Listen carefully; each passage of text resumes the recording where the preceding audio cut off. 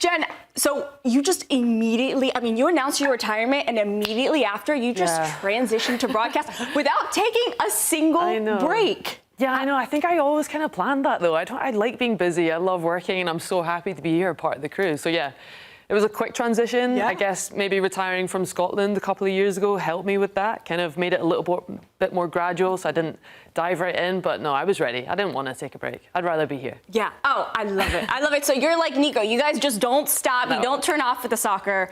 I love that. So it is still Women's History Month. We've got one day left today. So we are going to wrap it all up by looking at specifically Jen's top 5 women's club teams of all time. This was hard. Yeah.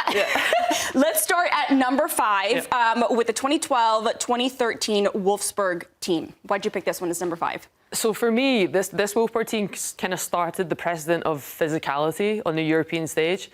Nadine Kessler ended up winning Player of the Year, I think, in 2014. And the way they moved the ball, powerhouses, a very young pop as well, coming into the game. And they just took the game to another level. They won everything.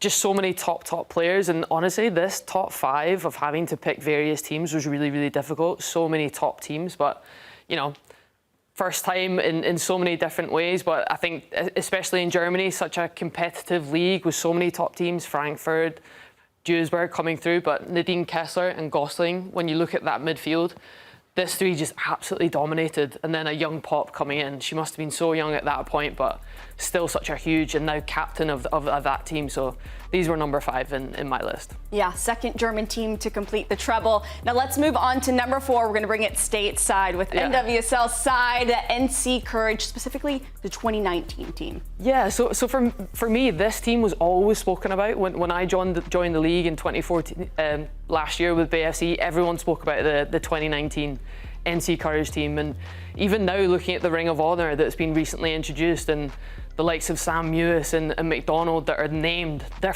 from this team, such powerhouses in the league, and one of the few teams as well to have won it back-to-back with the championship, and we all know how hard that is to do in this league. So top team, very well known out here in the States, and they had to be in my top 5. Yeah, and they finished the season unbeaten at home, which is definitely not an easy thing.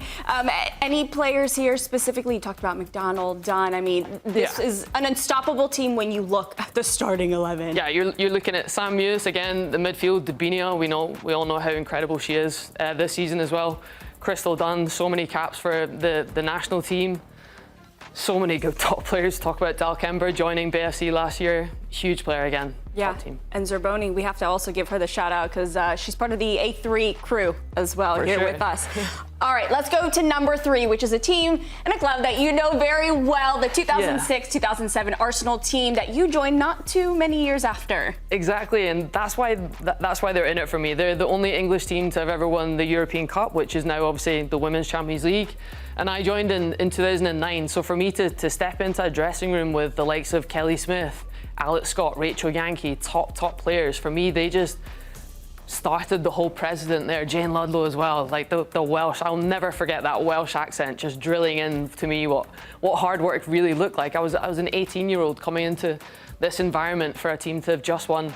Also, Julie Fleeting, she was Scottish. So for me to have that Scottish powerhouse as a number 9, she was just such a top player. So they were the team in England at that point, and I learned so much from those players in the dressing room. Mm-hmm. And they went unbeaten in all competitions. You look at this starting 11. Yeah. What a crew for you to later join in a couple of years. 100%. Julie Fleeting, the one I just spoke about, she was, I think, had more goals to caps for Scotland. So to see her go down and go to England and play for Arsenal, for me as a Scot, growing up and seeing her do that, was absolutely massive. And then Emma Byrne, Irish international, just 6 foot, absolutely dominated the box. So for a defender to play in front of her when I came in was just a dream.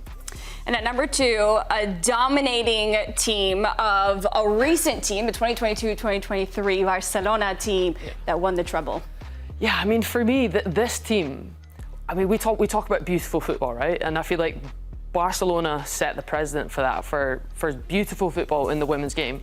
We talk about players that had, come through the academy ranks and for a number of years had been at the club for so long. So have been, Alexia Putellas, so many players, even Ashwalo is now in the NWSL now. but they've been at the club since, you know, such a young age, lifting the trophy. Like, what a moment to have come through the ranks as a youngster and be successful. And again, I think at this point, they were the team that everyone was talking about who played the best football. I remember coming in and playing against them for Arsenal and barely touching the ball. And we were known as Arsenal as a dominating possession-based team, but again, struggling to get the ball off them.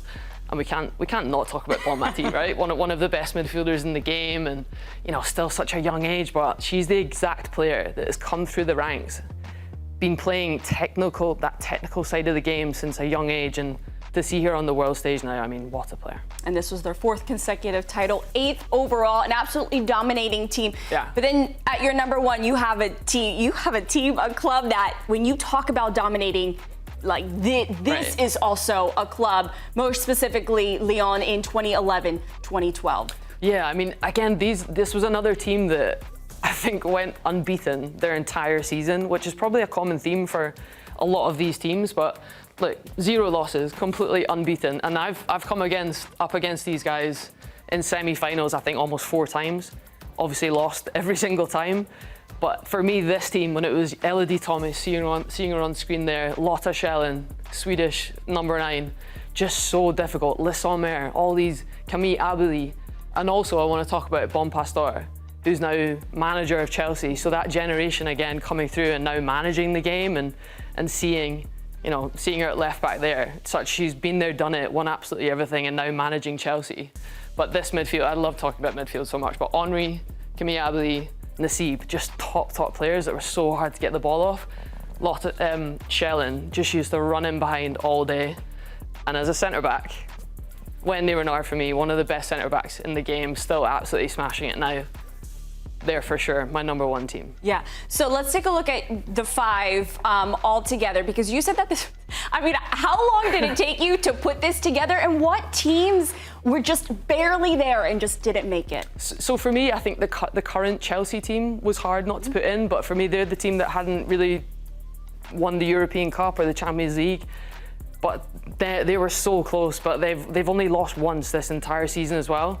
And then the Western New York Flash team, we talk about a lot of them in 2011 and absolute stars in that team. So there were a couple of teams, but they were definitely made my top 5. But more so for individuals and for Chelsea this year of what they've done so far on Yolanda Bon Pastor, coming back, you know, from 2-0 down from Man City again in Champions League.